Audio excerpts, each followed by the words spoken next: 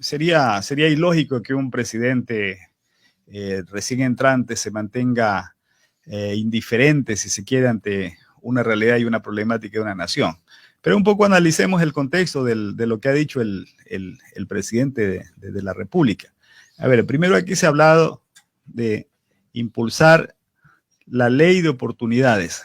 En primera instancia suena muy interesante, ¿no? Una ley de oportunidades, porque precisamente es lo que los ecuatorianos están requiriendo, están demandando. Sería el camino por donde la nación debiera transitar hacia un desarrollo. Y en ese sentido yo veo que el pensamiento, la propuesta de oportunidades tiene tres fundamentos básicos. El primero, que es un diagnóstico, el gobierno lo define con mucha claridad, el diagnóstico en lo económico y en lo social.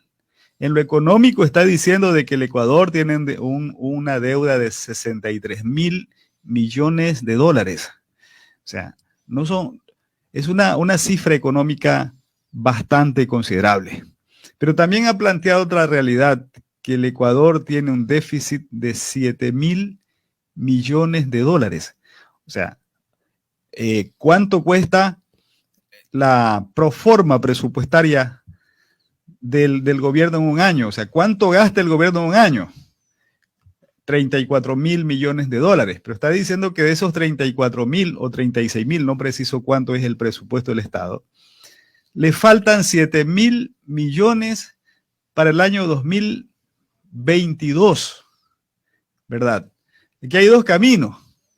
O el gobierno se queda indiferente, se hace el de la vista gorda frente a un desfinanciamiento presupuestario que tiene la familia ecuatoriana, o plantea caminos o acciones de cómo disminuir esa macrocifra económica que les está hablando. Pero en ese mismo diagnóstico también habla de lo social y lo define con mucha claridad. 30% de desnutrición infantil, 200.000 jóvenes al margen del desempleo cada año, 5.800.000 ecuatorianos no trabajan, 1 de cada 10 ecuatorianos está en extrema pobreza. O sea, dramático, realmente trágico lo que el gobierno está señalando desde su informe.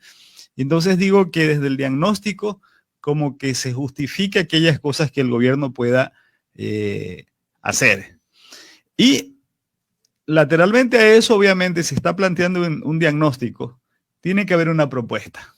Y en el tema de la propuesta se está planteando una serie de beneficios, una serie de reformas fundamentales, y habría que ver qué tan alentadoras son. Primero está diciendo no se va a subir el IVA, está diciendo se va a eliminar el impuesto a la herencia, se va a exonerar el impuesto al turismo extranjero fundamentalmente, solamente el cobro del impuesto a la renta será aquellos que ganan 2.083 dólares en adelante, entre otras serie de ofertas que el gobierno sabe, que no va a subir el precio del gas, que 20.000 ciudadanos van a hacer una contribución especial por una sola vez. Ok, eso está interesante. Y con lo que el gobierno está diciendo, se plantea unos resultados. El resultado que el gobierno se plantea es, a través de esta propuesta, generar 2 millones de empleo para los ecuatorianos. Pero el mismo discurso del gobierno tiene un elemento determinante. Es que es una propuesta, un discurso motivador, alentador, esperanzador, y lo hace a partir de una autoridad que el gobierno se ha ganado. El poder, el haber vacunado a 9 millones de personas. Es decir, el gobierno pretende jugar o usar, más bien diría, un agregado fundamentalísimo que tiene que ver con valores, que en este caso es la confianza. está diciendo de que su gobierno está generando confianza. Pero ya entrando al análisis real, la intención del gobierno es muy buena, pero de la intención a realidades me parece que queda debiendo la propuesta del gobierno en el tema económico, ¿verdad? Está definiendo de que hay un endeudamiento de 63.000 millones de dólares, altísimo. Debemos mucho dinero en el Estado ecuatoriano y también se lo atribuye a que es consecuencia de los malos manejos, de los manejos alegres de gobiernos anteriores. Eso en realidad ya lo sabemos y sí nos duele, sí lo lamentamos. Nos afecta como ecuatoriano conocer estas realidades, estas verdades. Pero lo que quiero sacar a limpio es que aquella intención del gobierno, esa intención que tiene el gobierno de que las cosas mejoren en el Estado ecuatoriano, su propuesta que está haciendo no es suficiente para poderlo lograr. Ya, ¿qué haría falta entonces? ¿Qué haría falta en esta propuesta? Ahora, también está en manos de la Asamblea para poder aprobar estas reformas. Bueno, mañana esas reformas podría ser que se aprueben. De hecho van a aprobarse, porque la Asamblea tampoco quiere ser responsable a que mañana se los tilde de haber agudizado la crisis, de haber obstaculizado, haber puesto trabas, haber puesto dificultades. Por supuesto que en esta parte se genera un espacio del cabildeo, del entendimiento, del encuentro. Esa ley va a ser aprobada, Fabricio, por el Congreso Nacional. Después que sea aprobada es que esas expectativas que podamos tener con esa confianza y ese discurso alentador que nos plantea el gobierno se vaya a ir chupando. A que aquellas metas que el gobierno se plantea sencillamente no se vayan a cumplir, porque las veo tibia. Las veo tibia. Lo que el gobierno está diciendo es, a ver, no vamos a subir el impuesto. El impuesto a la renta, el IVA. No sube el IVA. No sube el precio al gas. Vamos a estimular al turista extranjero.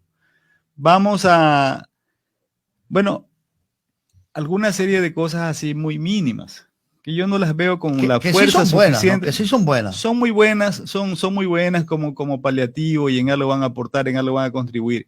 Pero para lograr este impacto que el gobierno se plantea, generar 2 millones de empleo, yo las veo cortas. Claro, las veo limitadas. Va a pasar muchos años.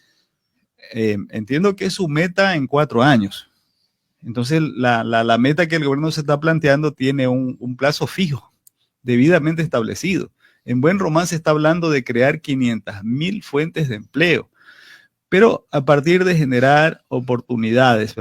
Entendamos bien qué significa generar oportunidades. Es oportunidades, pues que abran las puertas del crédito. Usted me está preguntando, Fabricio, que señale cómo lograrlo. Sí, oportunidades. No queremos los ecuatorianos que nos regalen nada.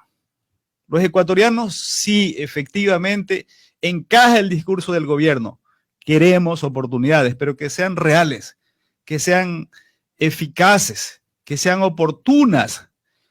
¿Cómo el gobierno pretende crear oportunidades con un Ban Ecuador donde hay que hacer 2 cuadras de cola? Donde usted necesita 2 días para poder ingresar al banco. Cuando a lo mejor necesita una tramitología que le va a durar 3 meses si tiene suerte, para poder obtener un crédito. Cuando a lo mejor ese crédito se lo van a dar al 20, al 25%. O sea, cuando estamos frente tal vez a una banca chulquera, creo que eso es que hay que decirlo. Y entonces no se le puede sacar los candados a la banca pública porque eso sería tal vez una indebida competencia a la banca privada. Y el gobierno dice, no, es que si generamos confianza, esa confianza va a hacer de que baje el riesgo país. No, aquí no podemos estar esperanzados a situaciones que puedan darse. Sí tiene que ser una meta del gobierno a que baje el riesgo país a partir de la confianza que él está hablando. Pero aquí hay que inyectar la forma como el gobierno va a lograr esta meta de generar empleo para 2 millones. es siendo más agresivo en los procesos productivos. Y los procesos productivos necesitan de una sola cosa: inversión, tecnología, asistencia técnica, universidades siendo competitivas en nuevas opciones, en nuevas alternativas. Pero si usted revisa las universidades, por lo menos en el 80% son ciencias sociales, y son situaciones en la que el muchacho a la universidad sale con un título, pero a convertirse en una carga del Estado. Entonces, cuando el gobierno invierta estos temas, cuando abra los grandes mercados hacia el exterior, cuando este deje de ser un país con miles de obstáculos para conseguir hacer cosas, cuando la Contraloría General del Estado sea un organismo que deje de perseguir a la gente, cuando sea un organismo que elimine la tramitología, la burocracia. Vean, en este país, Fabricio, nadie hace nada por temor a la Contraloría. Nadie mueve absolutamente nada para cambiarle la manguera al carrito, para cambiarle la batería al carrito, porque eso le demora un trámite de 3, 4 meses cuando ya el daño se hizo mayor. Entonces, no pueden haber tantas leyes. Entonces, generar 2 millones de empleo, sí, se encaja lo que está diciendo el gobierno. Oportunidades, se requieren de oportunidades. Pero estudiemos con mayor profundidad ese concepto de lo que significa generar oportunidades. Que diga con claridad qué va a pasar con el hombre del agro, qué va a pasar con sus precios, qué va a pasar con su producto si es que el día de mañana se inunda el Ecuador de producción, si es que hay alguna alternativa de colocar valor agregado en el Ecuador, o si es que vamos a seguir vendiendo materias primas, y ningún país que venda materia prima mañana podrá ser rico. Y cuando hablo de un país, estoy hablando de los ciudadanos, de la gente. El que vende cacao seguirá siendo pobre porque solo vende materia prima. Nelson, para empezar, ¿estaría bien ese proyecto solo para poder empezar y poder ir anexando otras cosas importantes? Sí, la verdad es que sí. La verdad es que sí. El gobierno, como digo, en el diagnóstico está claro y lo está señalando, y un poco está claro qué es lo que quiere, a qué quiere atacarle. Y así claramente está diciendo que quiere disminuir la pobreza en el Ecuador. Y entonces, chévere si es que no sube el IVA, ¿verdad? Chévere si no sube el combustible, pero ya hay que parar el aumento del precio de la gasolina, porque un poco ya está nivelándose el tema, y eso nos aficia. Pero otra de lado. las cosas que el gobierno tiene que hacer es gastar menos.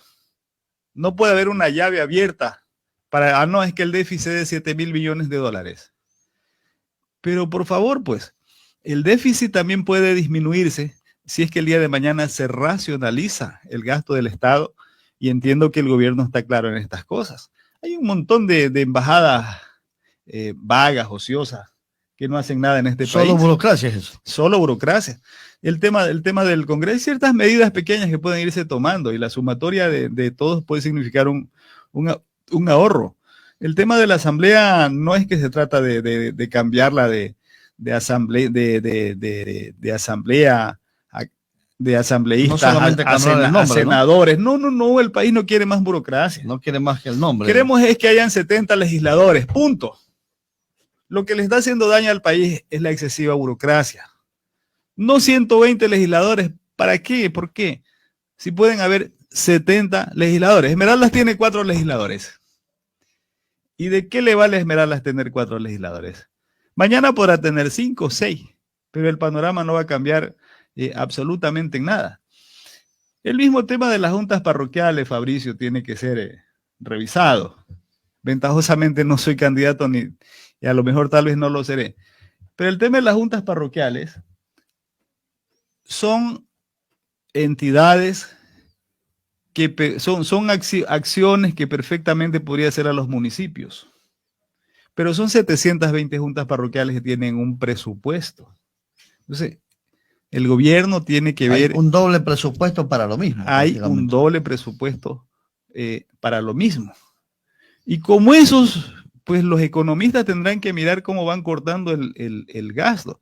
Aquí se está pensando cómo superar los 7.000 millones de déficit, pero se está pensando en superarlos a partir de conseguirlos. Y en un momento dado eso puede ser peligroso porque puede llevarlo al gobierno a tomar medidas de que asfixien, de que afecten a la economía de la gente, y eso también puede ser contrapuesto a su espíritu de generar más oportunidades en favor de la nación.